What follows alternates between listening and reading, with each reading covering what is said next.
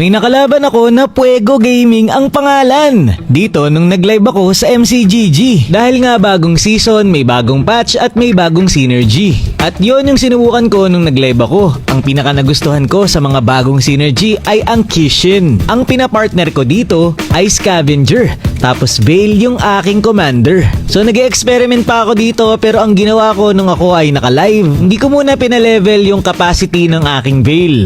At minax ko muna ang star ng mga low cost hero ko. Tapos kapag max star na yung mga low cost hero, saka ko na ginamit yung skill ni Veil doon sa Angela. At dahil konti lang ang hero sa Scavenger, automatic yung mga 4 cost hero ang mapupunta sa akin kapag ginamit ko yung skill. Kaya kahit lugi na ako sa HP dito, nakabawi pa ako kasi mabilis kong napa 3 star. Yung Lunox at Carry.